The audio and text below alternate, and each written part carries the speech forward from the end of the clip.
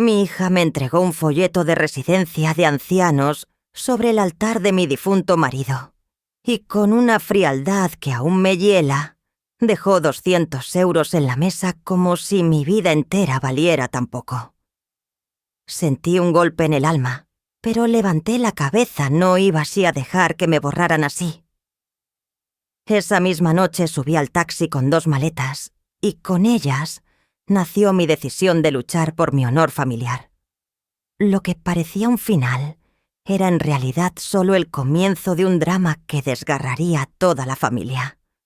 Antes de continuar con la historia, suscríbete al canal y déjame un comentario diciendo: ¿desde dónde nos ves? El altar de mi marido había sido siempre mi refugio.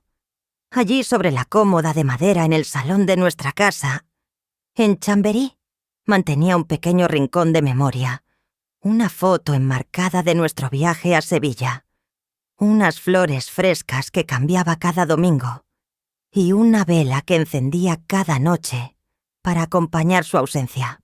Esa rutina me daba fuerza, me hacía sentir que su presencia no se había desvanecido del todo. Aquella tarde, mientras acomodaba un ramo de claveles blancos, mis ojos tropezaron con algo que no pertenecía a ese espacio sagrado. Encima del retrato de mi esposo alguien había dejado un folleto. Lo tomé con las manos temblorosas.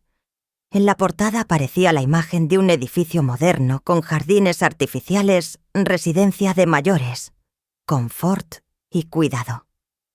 Sentí como si me hubieran golpeado el pecho. Ese papel no era solo un objeto, era un mensaje claro. Profanaba el lugar donde yo mantenía vivo el amor de toda mi vida. La indignación me atravesó, pero permanecí en silencio. El respeto por mi marido me impidió gritar. Cerré los ojos y respiré hondo con la certeza amarga de que ese gesto no era inocente, sino un aviso de lo que estaban planeando para mí. Encarnación entró en la sala con su sonrisa ensayada. «Mamá, deberías considerar esto. Es por tu bien», dijo señalando el folleto que aún tenía entre mis dedos. Su voz sonaba dulce, pero sus ojos fríos delataban impaciencia. Me habló de mi edad, de la soledad, de cómo sería más seguro tener enfermeras vigilándome.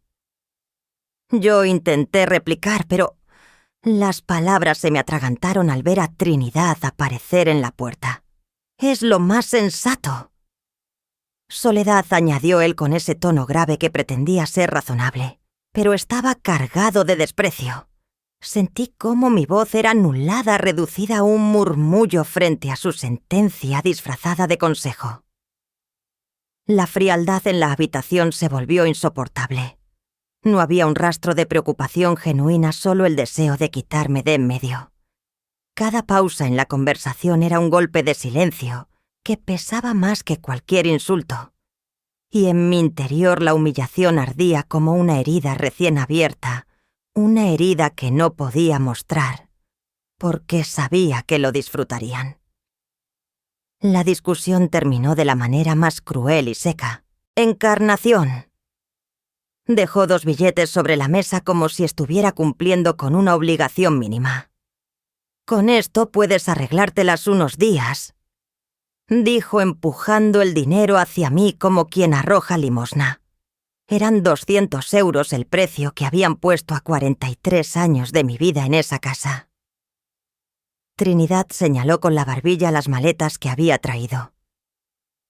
«Empaca solo lo necesario», ordenó sin dignarse a mirarme a los ojos. Caminé hacia mi habitación, cada paso una renuncia, cada prenda que doblaba un recuerdo mutilado. Reduje mi existencia entera a 2 maletas pequeñas como si mi pasado pudiera comprimirse en cierres metálicos. Mientras cerraba la última me detuve un momento. Pasé la mano por la colcha que había tejido con mi esposo en nuestros primeros inviernos. No podía llevarla, era demasiado grande. El nudo en la garganta se volvió insoportable. Comprendí que no solo me estaban echando de mi hogar, me estaban despojando de mi identidad, de mi papel, como la matriarca de mi familia. Cuando bajamos a la calle, el aire de la noche me golpeó con dureza. El taxi ya esperaba con el maletero abierto. Trinidad cargó mis maletas con indiferencia, como si fueran bolsas de basura que deseaba quitar de su vista.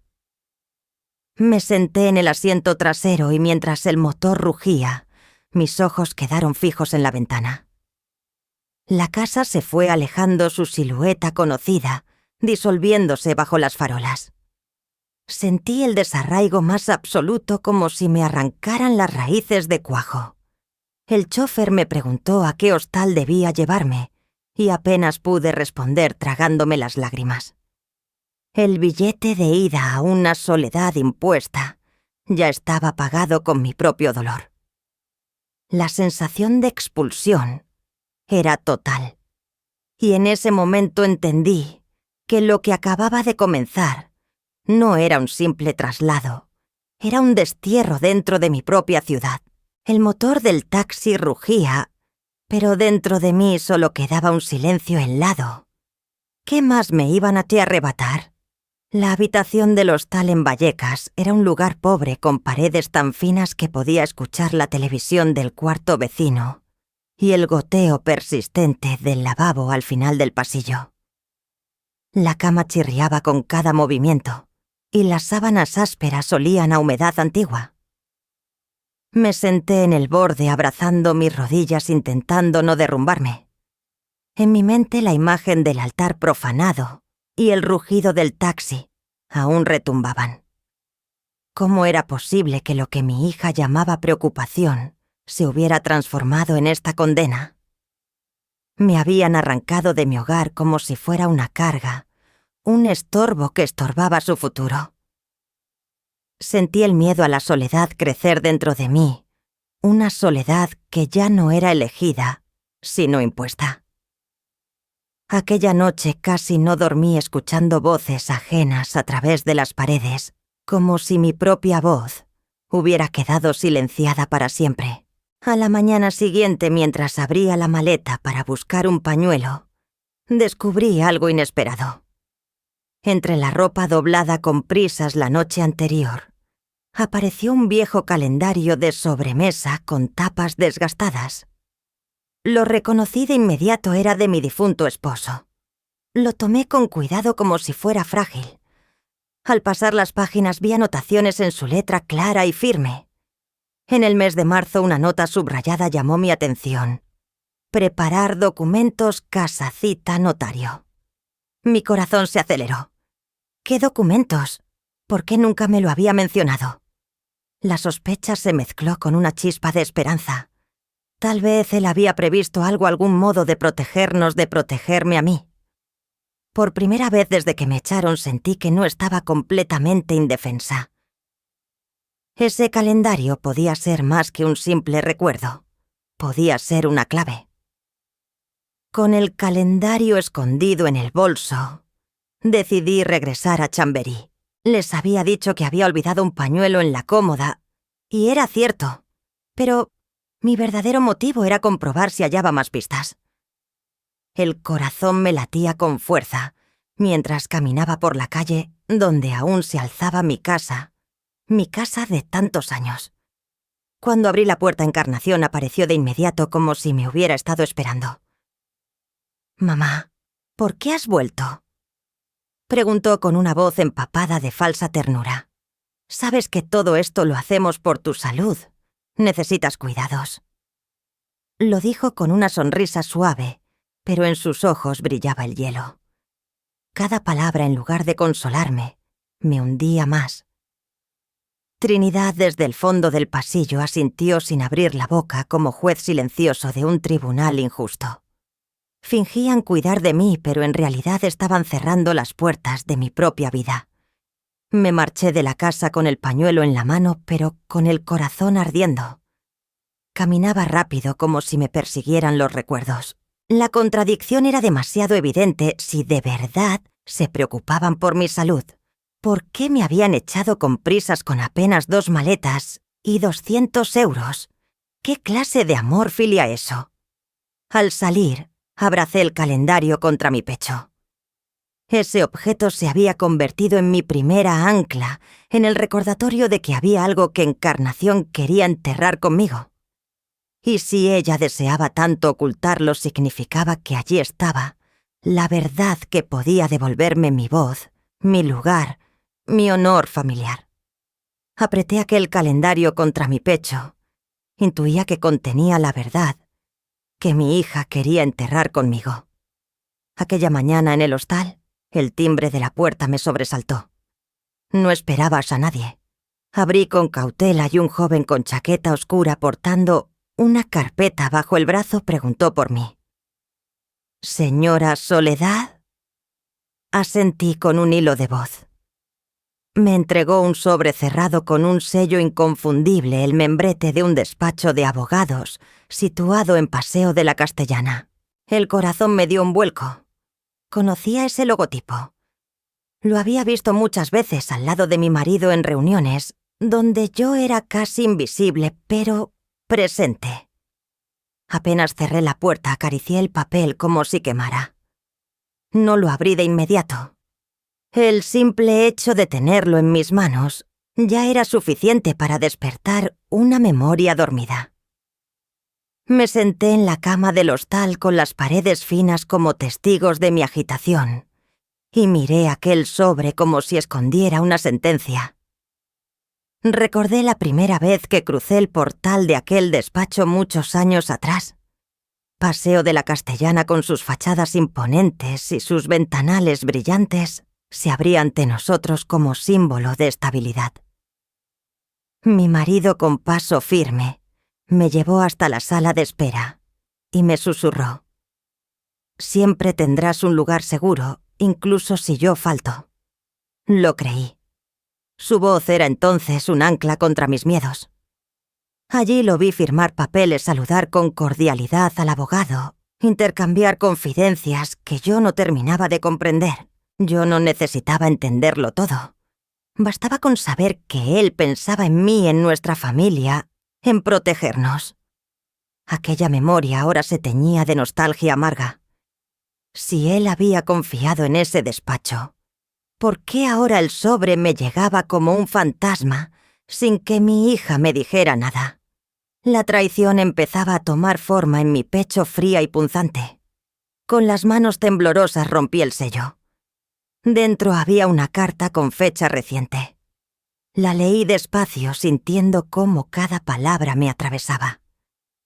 El texto confirmaba que tras la muerte de mi marido se había celebrado la lectura de su testamento en aquel mismo despacho. Me quedé helada. Yo no estuve allí. ¿Cómo era posible? Entonces encontré la frase que explicaba el engaño. Según su hija. Encarnación. Usted se encontraba de viaje y no podía asistir. El suelo pareció abrirse bajo mis pies. Nunca había viajado en esas fechas. De hecho, estaba en casa velando por la memoria de mi esposo.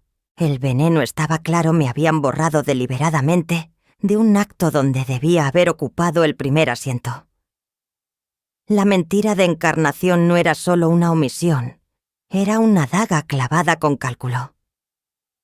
El aire me faltaba y la rabia contenida empezó a servir bajo mi piel. Guardé la carta en mi bolso con el mismo cuidado con que se esconde un arma. El temblor en mis manos ya no era de miedo, sino de determinación. Hasta ese momento había callado, había aceptado expulsiones y desprecios, como quien recibe lluvia helada. Pero comprendí que mi silencio ya no era prudencia, era la cárcel que mi hija había construido para mí. Si no hablaba, si no actuaba, me enterrarían viva bajo capas de mentiras. Respiré hondo y me levanté. El hostal con su cama dura y sus paredes finas se convirtió en testigo de un renacimiento. No podía esperar más, tenía que enfrentar al despacho, mirar al abogado a los ojos y reclamar la verdad que me habían negado. Con aquella carta en mi bolso, supe que la batalla apenas comenzaba. Con aquella carta en mi bolso comprendí que mi silencio ya no era prudencia, era la cárcel que mi hija había construido para mí. Entrar en el despacho de la castellana fue como cruzar el umbral de otro mundo. El aire olía a cuero viejo y a madera encerada. Las paredes estaban adornadas con diplomas enmarcados y estanterías repletas de tomos jurídicos. La secretaria, una mujer de mediana edad, con gafas discretas, me recibió con un gesto medido sin una sonrisa, como si la formalidad fuera una coraza. Me condujo a la sala de espera, donde el silencio pesaba interrumpido solo por el tic-tac de un reloj de péndulo. Me senté acariciando el borde de mi bolso donde guardaba la carta. Aquella estancia me devolvió un recuerdo, la última vez que había estado allí, de la mano de mi marido, cuando él me aseguró que pase lo que pase, estarás protegida. Ese eco me acompañaba ahora mientras esperaba que la puerta del abogado se abriera y me revelara si esa promesa había sido traicionada. Cuando por fin pasé al despacho, el abogado, un hombre de cabellos grises y mirada cansada, no perdió tiempo en rodeos. Se sentó frente a mí, abrió un archivador grueso y deslizó varios documentos sobre la mesa de caoba. «Señora Soledad», dijo con voz firme, «aquí consta el testamento oficial de su difunto esposo. La letra clara, la firma intacta, los sellos notariales, todo estaba allí». Leí con dificultad, mis ojos empañados por las lágrimas. El documento era inequívoco. Yo era la heredera principal con más del 70% de los bienes. Encarnación teníale asignado un fideicomiso condicionado a su trato hacia mí. Sentí una mezcla desgarradora de alivio y rabia. Alivio porque mi esposo no había mentido, me había protegido. Rabia porque mi hija había decidido pisotear esa voluntad sagrada. El abogado me miraba en silencio, dándome tiempo para asimilar lo que acababa de escuchar. «Hay algo más», añadió con gravedad.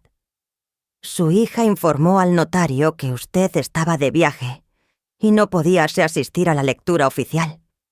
Firmó en su nombre varios documentos de administración provisional». La secretaria sentada al fondo bajó la mirada, pero luego se atrevió a intervenir.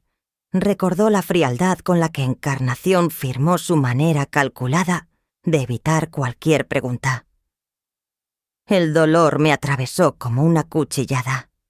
Aquella manipulación no era fruto del descuido, sino de una decisión fría premeditada. Todo mi ser ardía al imaginarla negándome, borrándome como si yo no existiera. El abogado asentía despacio, confirmando lo que mis sospechas ya gritaban. Había sido traicionada no solo como madre, sino como persona. El abogado cerró el archivador y me miró con seriedad. «Señora Soledad, lo que hizo su hija podría considerarse ilegal. Usted tiene derecho a reclamar». Mi corazón golpeaba en el pecho con fuerza. Comprendí que mi silencio hasta entonces, disfrazado de prudencia, no era más que la cárcel que mi hija había construido para mí. No podía seguir siendo cómplice. La rabia contenida se transformó en una decisión clara: recuperar mi dignidad, no dejar que me borraran de mi propia historia. Guardé la carta en mi bolso como quien esconde un arma invisible. Afuera en la calle los ruidos de Madrid sonaban diferentes, ya no eran un fondo distante, sino un llamado. El eco de aquella verdad retumbaba en mis oídos. Mi hija no solo me había traicionado, me había borrado de mi propia historia. Entré en la casa de Chamberí, con un nudo en el estómago. Era la misma puerta que había cruzado durante 40 años, pero ahora sentía que me adentraba en un terreno hostil. Las paredes habían cambiado cuadros nuevos, un sofá moderno, las flores que yo cuidaba, sustituidas por adornos fríos. Cada rincón llevaba la huella de Encarnación, como si intentara borrar cualquier rastro de mi vida allí. En el salón principal mi nieto estaba sentado frente al televisor. Encarnación me recibió con una sonrisa fingida, un gesto calculado para el niño. «Mamá, qué sorpresa. Pasa, siéntate», dijo con una voz melosa. Yo asentí, pero el silencio cargado de recuerdos pesaba más que cualquier palabra. Mientras me sentaba, mis ojos se paseaban por los cambios superficiales. Todo lucía impecable, demasiado impecable. El olor de la cera de los suelos recién pulidos me recordaba las tardes en que limpiaba con esmero, convencida de que estaba construyendo un hogar sólido para mis hijos. Ahora ese mismo aroma era una bofetada. Me armé de valor y miré fijamente a mi hija. Sabía que había llegado el momento de preguntar lo que llevaba ardiendo en mi pecho desde que recibí la carta del abogado. ¿Dónde está el testamento, Encarnación? Pregunté con la voz firme pero baja. La máscara de cordialidad se resquebrajó en un instante. Su sonrisa se torció en un gesto de desprecio y soltó una risa corta seca. «¿Testamento, mamá? ¿Aún insistes con esas tonterías?», dijo elevando la voz, lo justo para que sonara humillante. Trinidad no estaba, pero su sombra parecía impregnar el ambiente. Y entonces llegó la frase que me atravesó como un cuchillo. «Eres un estorbo en tu propia casa». Mi nieto levantó la cabeza sorprendido. Quise responder, gritar, exigir respeto, pero me contuve. El dolor me quemaba por dentro, pero aprendí que el silencio a veces grita más que 1000 palabras. Inspiré hondo y en vez de discutir me quedé mirándola con calma. Esa calma, lo noté, la incomodaba más que cualquier reproche. Ella siguió hablando nerviosa por mi mutismo. Su arrogancia se desató. «De todas formas, aunque quieras reclamar, nadie te va a creer. Ya tengo documentos listos para demostrar que todo me pertenece. ¿Quién confiará en el testimonio de una anciana contra el mío? Cada palabra suya era una confesión». El silencio me dio el poder de escuchar lo que nunca habría revelado si yo hubiera gritado. Encarnación se delató sola. Y lo más importante, mi nieto estaba allí, escuchando cada sílaba. Ella no lo notó demasiado confiada en su desprecio. Me incliné lentamente y recogí del suelo una fotografía caída, una vieja imagen familiar, en blanco y negro. La sostuve con cuidado como si fuera un amuleto. «Esta casa tiene memoria, aunque tú quieras borrarla», dije finalmente con una serenidad que no esperaba de mí misma. No hubo más que añadir. Me levanté, miré a mi nieto con ternura y caminé hacia la puerta. Detrás de mí el silencio pesaba más que cualquier grito. Sabía que había dejado una huella en ella que por primera vez se sentía inquieta. Mientras salía del salón supe que el silencio había sembrado una semilla de miedo en el corazón de mi hija. La mañana en el hostal comenzó con un silencio pesado roto, apenas por el timbre del teléfono que reposaba en la mesilla, junto a la cama estrecha. Contesté con la voz quebrada temiendo que fuera una llamada equivocada, pero al otro lado estaba el banco. El tono formal del empleado no escondía la incomodidad de sus palabras. Habían detectado movimientos extraños en mis cuentas transferencias que no recordaba haber autorizado, y documentos firmados con una rúbrica que, según ellos, era mía. Sentí cómo el suelo desaparecía bajo mis pies. Reconocí de inmediato el estilo de quien se había atrevido a imitarme, mi propia hija y su marido. No necesitaba pruebas adicionales, lo había presentido desde que me echaron. Ahora el banco me daba la validación amarga de que mi sangre me había convertido en una extraña en mis propias cuentas. Colgué sin apenas responder, con las manos temblando. Recordé los años en que confiaba en Encarnación para los recados más simples: pagar la luz, recoger una receta. Yo, que siempre había pensado que la confianza en la familia era el único refugio, había abierto mi vida como un libro, y ella había arrancado las páginas. El dolor se mezclaba con la indignación. No lloré porque mis lágrimas ya no servían. El silencio me envolvió como un escudo. Me senté en la cama dura del hostal con las manos entrelazadas, recordando cómo Antonio, mi difunto marido, me repetía que el honor familiar Se cuidaba con actos, no con palabras. Qué honor que daba ahora mi hija lo había vendido por dinero. Esa misma tarde fui invitada y hice una cena familiar en la casa de Chamberí. No sabía si ir, pero algo en mi interior me decía que debía mirar a todos a los ojos, aunque fuera por última vez. Al llegar me recibió un salón iluminado. Las voces de mis parientes llenaban el aire como un murmullo inquietante. Caminé hacia la mesa larga, y entonces lo vi mi silla, mi lugar de siempre. No estaba. Habían puesto un espacio vacío como si la mesa misma quisiera expulsarme.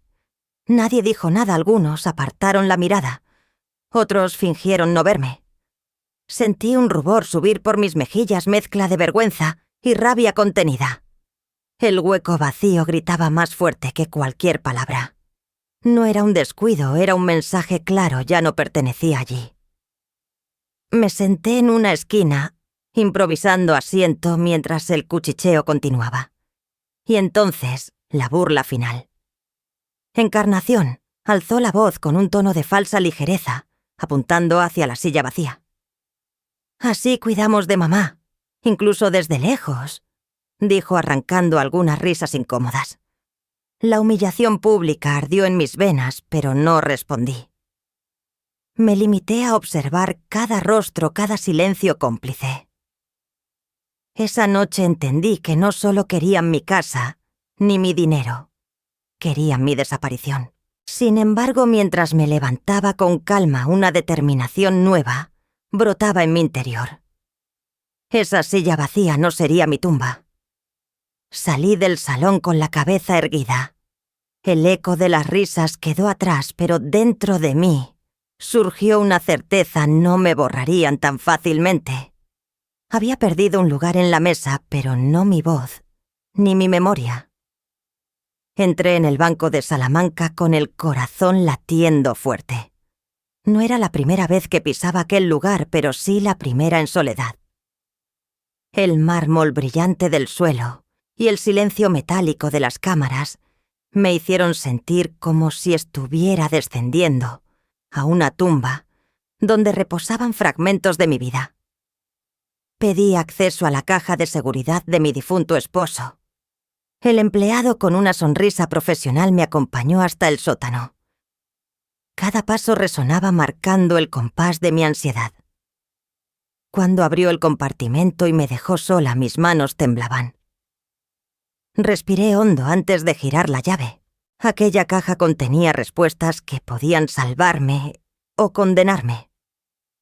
Dentro, lo primero que apareció fue un sobre pequeño, cuidadosamente doblado, y un dispositivo USB guardado en una funda de cuero. Mis dedos rozaron el cuero como si pudiera reconocer aún el calor de mi esposo.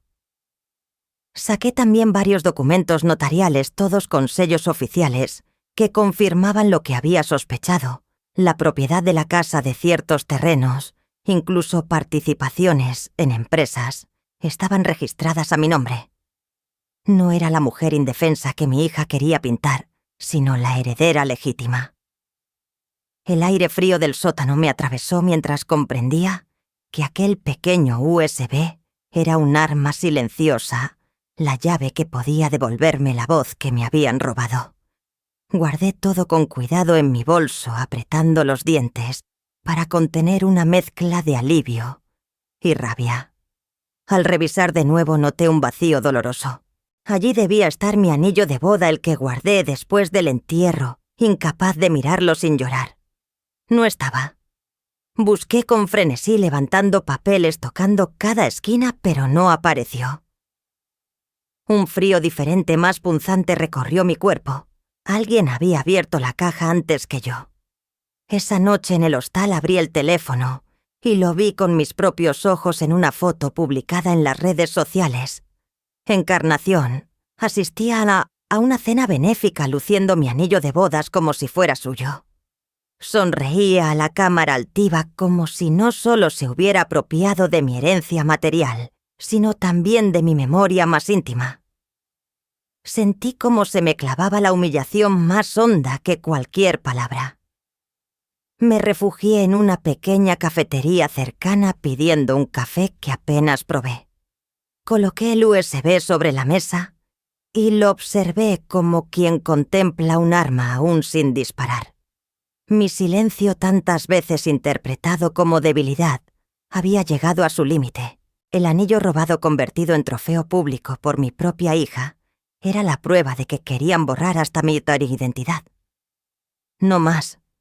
Acaricié el borde metálico del USB y murmuré para mí: esto será mi voz. La calma de ese instante fue distinta. No era resignación, sino furia contenida, transformada en resolución. Supe que había llegado la hora de dejar de ser espectadora. Estaba lista para luchar aunque fuera sola.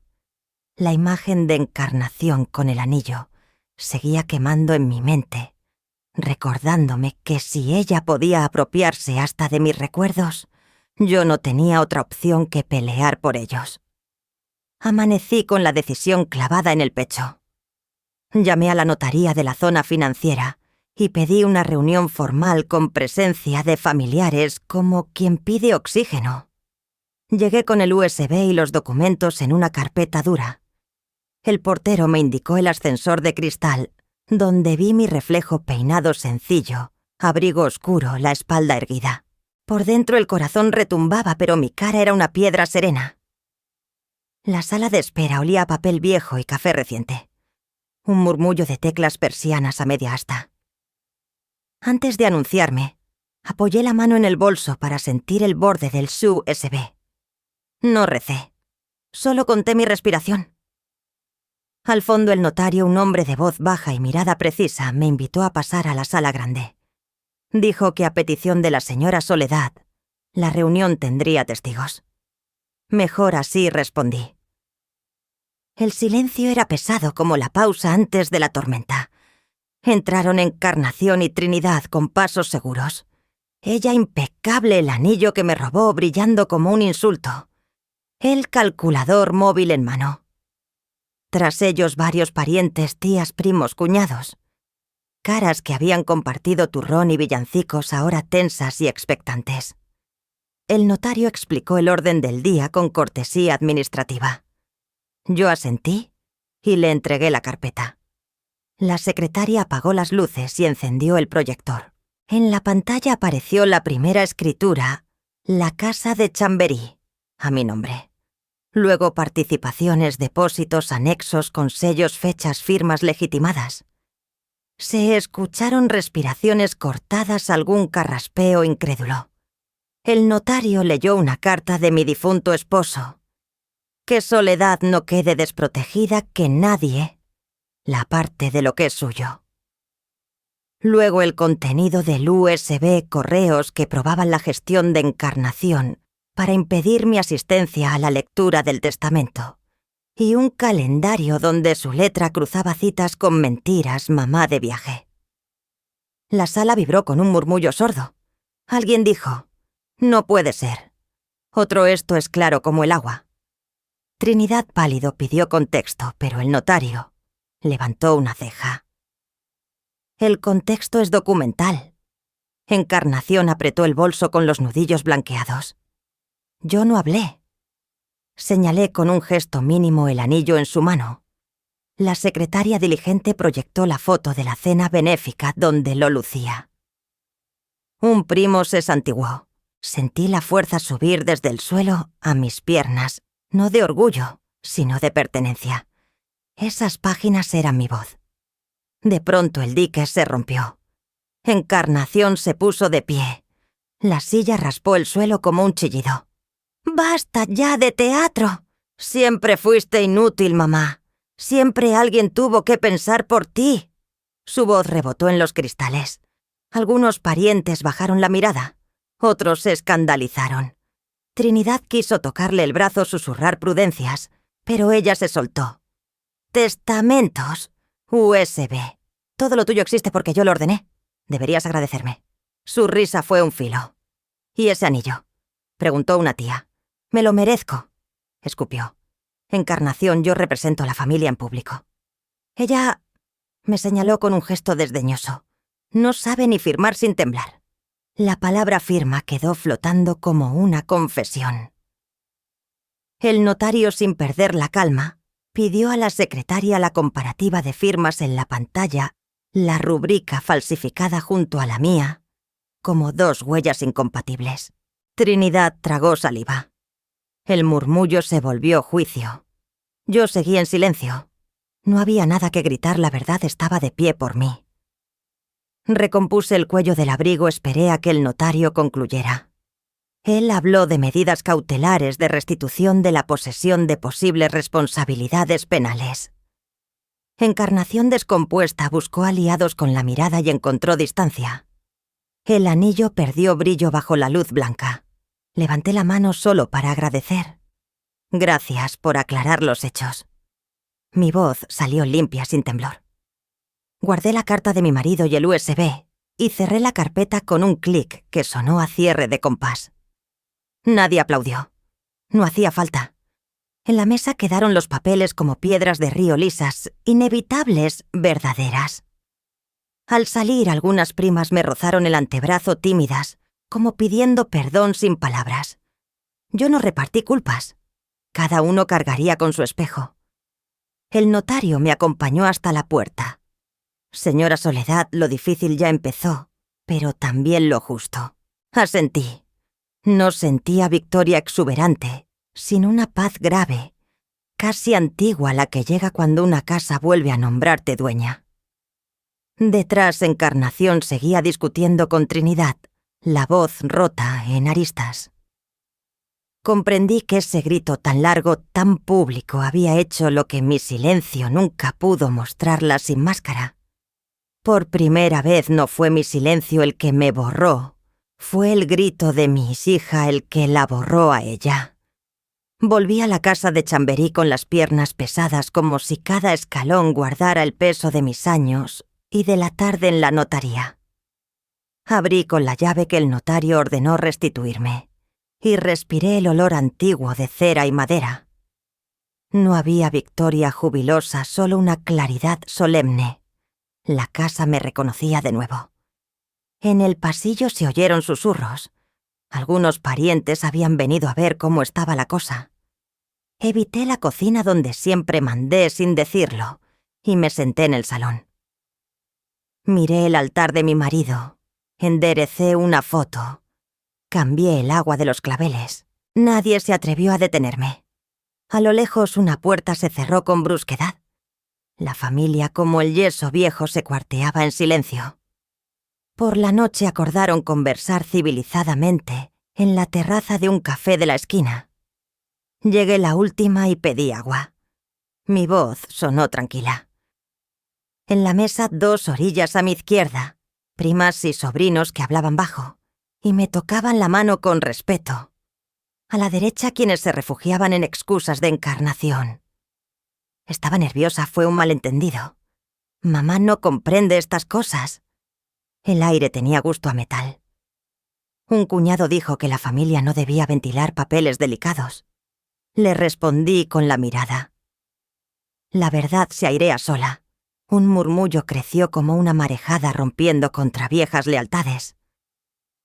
Alguien recordó Navidades felices. Otro cuentas que no cuadraron. La palabra vergüenza apareció sin dueño y se quedó un rato encima de las tazas. Trinidad llegó tarde con colonia fuerte y sonrisa de despacho. Se sentó sin pedir permiso y alzó la voz, lo justo para adueñarse del relato. Soledad está confundida, dijo como quien lee un parte médico. El dolor de la viudez la tiene resentida. En la notaría se montó una escena. Nosotros solo intentábamos ayudarla a gestionar patrimonios complejos. Escuché el plural como una mordedura. Varias cabezas asintieron por costumbre. Trinidad habló de responsabilidad, imagen pública, riesgo reputacional. Dijo que yo nunca supe firmar sin temblar. Un silencio espeso cayó sobre los vasos. Era el intento de encuadrarme en la caricatura de siempre, la anciana torpe que estorba en su propia historia. Entonces una voz joven cortó la retórica. Era mi sobrina nieta la que se sienta al final en las comidas y arregla móviles. Puso su teléfono sobre la mesa y proyectó con 2 toques un correo, la instrucción de Encarnación, para resolver la asistencia de mamá a la lectura del testamento, adjuntando un justificante de viaje falso. Luego otro archivo, una comparativa de firmas que el notario había enviado a un pariente abogado con la mía y la falsificada. La pantalla iluminó las caras. Trinidad intentó sonreír. «Eso está sacado de contexto», ella replicó. «El contexto es la fecha, el remitente y el adjunto». Nadie rió. Un primo golpeó la mesa con los nudillos. Otra tía murmuró que no dormiría esa noche. Yo no dije nada. La verdad, cuando se muestra, no necesita mi voz, se sostiene sobre sus propias piernas. Encarnación apareció en ese instante, arrastrando la silla con un chirrido. Su mirada buscó aliados y encontró ojos que se apartaban. «Ahora la niña lista trae pantallitas», ironizó señalando el móvil.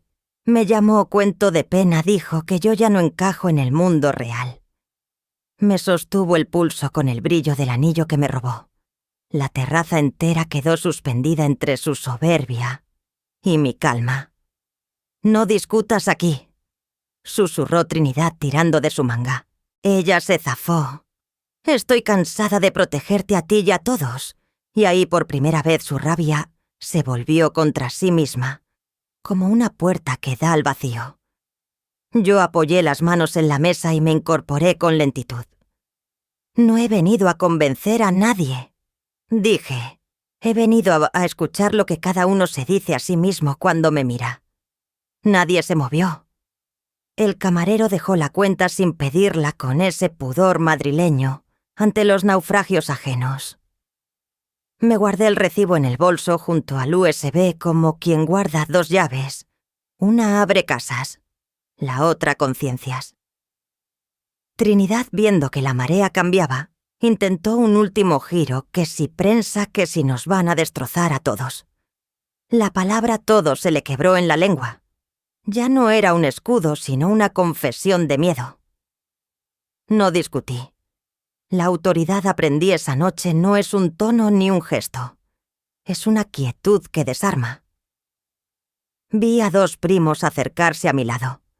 Otra sobrina recogió su abrigo y me ofreció caminar conmigo. Del lado de Encarnación quedaron los que prefieren no mirar de frente, los que temen más al escándalo que a la mentira. Ella golpeó la mesa con la palma y se levantó de golpe derramando café. Nadie la siguió. La terraza por un segundo fue un espejo limpio. Cada cual se vio como era. Encarnación se fue calle abajo, rígida con el paso de quien huye sin querer parecerlo. Trinidad la alcanzó a media manzana, pero su mano quedó en el aire. Me quedé de pie pagando mi parte porque la dignidad también se ejerce en monedas pequeñas. Una brisa fría corrió por la calle trayendo el olor de los plátanos de sombra y de pan recién hecho. Sentí el cansancio caerme sobre los hombros, pero debajo estaba la osamenta de algo nuevo, una autoridad serena nacida no de gritar, sino de resistir sin ceder el nombre. Miré la mesa vacía de enfrente y comprendí que el bando que eliges no se mide por sangre ni por apellidos, sino por la verdad que eres capaz de sostener. Mientras la veía irse, comprendí que el silencio se había convertido en mi arma y que sus propias palabras habían levantado los muros de su caída. La mañana me despertó con un golpe seco en la puerta del Ocrostal. No era Encarnación ni Trinidad. Era la ley. Un agente con tono respetuoso pero firme me informó de que las cuentas habían sido congeladas oficialmente y que se habían emitido burofaxes con notificaciones judiciales. Me invitaban a declarar ese mismo día. Respiré hondo, apoyada en la mesilla inestable, y reuní mis papeles sin dramatismos, copias del USB, notas del notario, cartas de mi difunto esposo. Mientras guardaba cada documento, Pensé que la dignidad no necesita gritar. Basta con no soltar la verdad que uno lleva en las manos. Cerré la maleta pequeña y antes de salir me miré en el espejo. Gastado del hostal había cansancio. Sí, pero también un orden interior que ya no me podían arrebatar. En la comisaría, el aire olía a café rancio y a papeles viejos. Me senté frente a una mesa metálica. Un oficial joven encendió la grabadora y me pidió que relatara lo sucedido. No repetí mis lamentos. Hablé de hechos, cómo me forzaron a firmar bajo presión, cómo usaron mi nombre para mover dinero que no autoricé, cómo la humillación de la silla vacía fue un símbolo de la coerción. El oficial asentía tomando notas con método.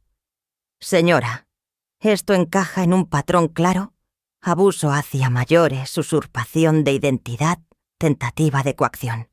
Escuchar esas palabras de labios de la ley me hizo sentir vista. No era solo la madre desechada, era una ciudadana cuyo testimonio tenía peso. Al salir del despacho, un rayo de sol entraba por la ventana. La justicia se movía despacio, pero se movía. Por la tarde un rumor recorrió los pasillos de la empresa de Trinidad. Una nota interna hablaba de investigación de cumplimiento de documentos falsificados y de conflictos en torno a bienes familiares. Un conocido de toda la vida, al verme en el vestíbulo, me saludó apenas con un movimiento de cabeza y desvió la mirada. Comprendí que la red social de Trinidad se deshilachaba. El prestigio es frágil cuando se sostiene sobre mentiras. Yo no sonreí, no celebré. Pensé simplemente, yo no he ganado nada. La verdad se ha puesto de pie sola. Salí del edificio con paso sereno, y el eco de los tacones en el mármol me recordó que a veces la mayor victoria es caminar erguida sin tener que justificar nada. Al caer la tarde me refugié en el retiro. Caminé despacio por los senderos observando a los niños correr a las parejas, discutir bajito, a los ancianos jugando al dominó. Llevaba el USB en el bolso como un corazón de metal que marcaba mi ritmo. Sentí un orgullo callado, pero también una pena que, pesaba la fractura de mi familia, no tenía vuelta atrás. Una llamada breve de un pariente me confirmó lo que ya intuía: las notificaciones habían llegado a Encarnación, y Trinidad buscaba acuerdos privados para salvar lo que quedaba de su nombre. Yo respondí con calma. No habría arreglos fuera de la ley, ni pactos en la sombra. Mi casa, mi honor, mi voz se defenderían con paciencia y pruebas.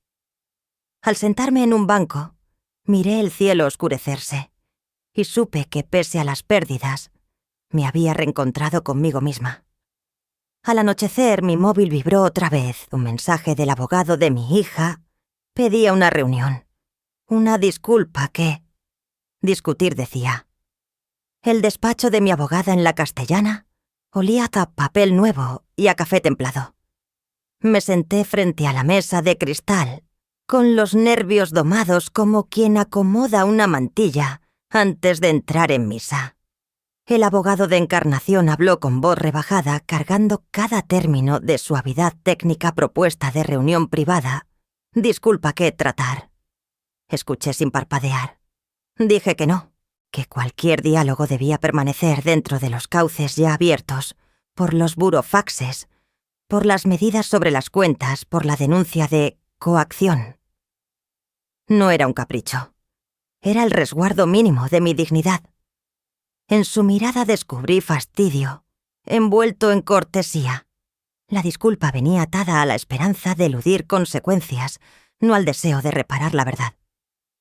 Firmé la constancia de mi posición, y al levantarme, sentí la espalda recta, como si por fin me sostuvieran los documentos y no los recuerdos. Volví al hostal de Vallecas con paso sereno. A media tarde llamaron a la puerta. Un mensajero entregó un sobre crema con mi nombre escrito a mano. Reconocí la inclinación de la letra de mi hija, y aún así me tomé tiempo para abrirlo. La carta era prolija y vacía. Hablaba de presiones de su propio duelo, de malentendidos. Me pedía perdón sin nombrar lo hecho. La leí una vez y otra por si la culpa se me había quedado pegada al cristal de las gafas. No había asunción, solo coartadas. La coloqué junto al calendario de mi esposo, aquel de las anotaciones minúsculas, que me guiaron hasta la primera pista. Los dos papeles parecían hablarse la letra de un hombre que me protegió hasta después de su muerte. La de una hija que me borra, y luego me llama mamá para negociar. Llamé a mi abogada y regresé al centro. Esta vez fui yo quien dictó las líneas, no habría encuentros privados. Toda comunicación por escrito y entre profesionales. Exigí la devolución inmediata de mi anillo de boda y una rectificación pública sobre la herencia con copia a la notaría. También el cese de cualquier movimiento patrimonial que intentara descolocar mis derechos. Rechacé acuerdos de silencio, cenas para arreglarlo, y lágrimas en vestíbulos. Mi voz existiría en documentos firmados, no en gritos. Firmamos la respuesta, y al estampar mi rúbrica sentí algo nuevo con pasión protegida. A mi hija no la odiaba. La colocaba a distancia como se separa una pieza de cristal roto, para que no siga cortando. Cuando cayó la tarde caminé cerca del retiro bordeando rejas y sombras de plátanos. Pensé en los límites. De joven creí que ser madre era dar sin fondo. Ahora entendía que también era decir basta sin temblar. Miré el estanque, barcas azules se mecían indiferentes a mis guerras. Encendí el móvil y envié la contestación final. Aceptaría una disculpa solo si venía con actos, con verdad, con restitución.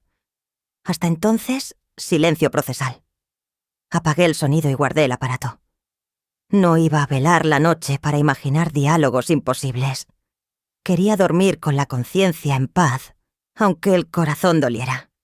De regreso al hostal doblé con cuidado la carta y la guardé detrás del calendario. Preparé té. Respiré, me quité los zapatos. Pensé en mi esposo, en su empeño por dejar todo atado. Pensé en mi nieto que escuchó más de lo que su madre supo. Pensé en mí, en la mujer que volvía a ser.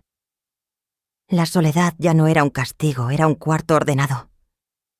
Me acosté y dejé que el silencio llenara la habitación como un manto tibio. Antes de medianoche la pantalla se iluminó. Quiere verte mañana en las escalinatas del juzgado sin abogados. En las escalinatas del juzgado, el aire estaba frío, aunque el sol de la mañana intentaba templar la piedra. Encarnación llegó con paso tembloroso, la cara desencajada por noches de insomnio. Me buscó con los ojos húmedos y sin rodeos soltó: «Mamá, arréglalo. Los niños van a sufrir». Sentí un pinchazo en el pecho, pero mi voz salió firme. Sin alzar el tono no podía cubrir delitos con la excusa del amor. No era contra mis nietos, era a favor de ellos. Le pedí 3 condiciones no negociables: restitución completa de lo bloqueado, una corrección pública ante notario y la devolución de mi anillo de boda con testigos. Ella apretó los labios. Y por primera vez no hubo burla ni soberbia, solo miedo.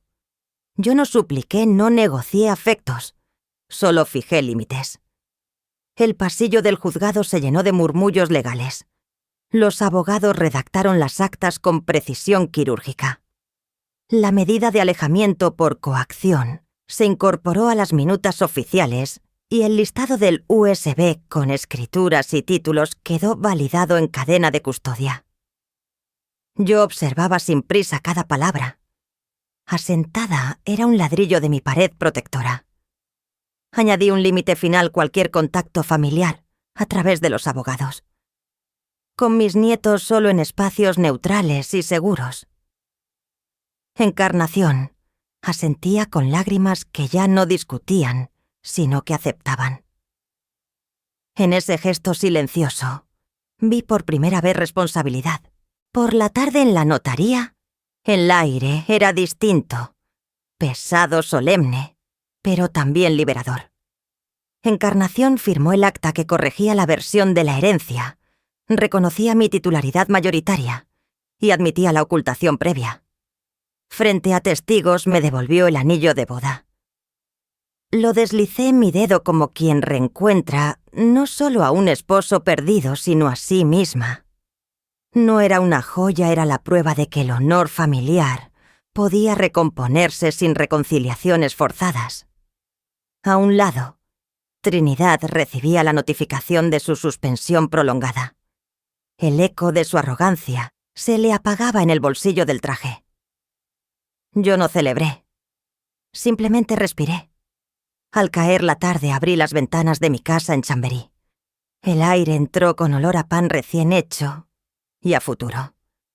Coloqué el anillo junto al calendario de mi esposo, ese que había sido mi ancla durante el naufragio. Luego caminé hasta el retiro. Los árboles se mecían lentos y las barcas del estanque brillaban con la luz naranja del ocaso. Pensé en los límites, en la maternidad, sin borrarme en la verdad, que ya no necesitaba gritar. El teléfono vibró confirmación de que la restitución se había iniciado. Cerré los ojos. La justicia avanzaba sin mi estrépito. No gané por alzar más la voz. Gané por negarme a desaparecer mi nombre, mi casa, mi anillo y el silencio que ahora habla por mí. Hoy hablo como madre y abuela. El honor familiar no se defiende a gritos, sino con límites claros y verdad. Las tradiciones, la mesa del domingo, las fiestas familiares, el respeto a los mayores, valen cuando nadie queda borrado. Aprendí a decir hasta aquí. Sin odio, proteger mi nombre también protege a mis nietos. Yo sigo aquí, la matriarca no impone guía, y si le niegan su sitio, lo recupera con paciencia y pruebas. ¿Tú qué harías para cuidar tu honor sin romper los puentes? ¿Dónde pones el límite cuando en casa falla el respeto durante una cena? Si te tocó, deja un 1 o di desde dónde nos ves. Si no, cuéntame por qué. Si te gustó esta historia, suscríbete al canal para las próximas.